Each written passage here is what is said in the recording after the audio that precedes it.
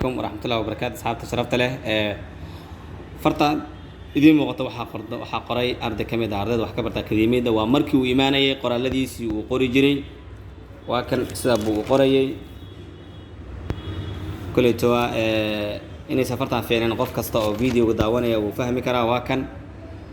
فرتي سوايدي هروية تاني منك يا يدو سايا إلى صعدة دنا وحو قرية سدن قرا كان إذا موقضة أيو مرايا كنت يسبدل حوق لها يوم موجي صورة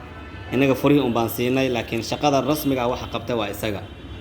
hadii uu san qori lahayn ama qoraalkiisa soo badnaan lahayn runtii ma aysan imaan lahayn natiijadaan marka aad baan ugu bogaadinayaa ugu farta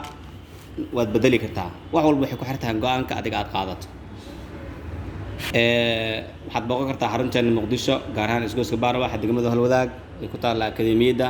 maalmaha Khamiis iyo Jimcada waa la shaqeeyaa maalmaha caadiga sidoo kale waa la shaqeeyaa muhiimadda waxa weeyaan fartaada bedeshaa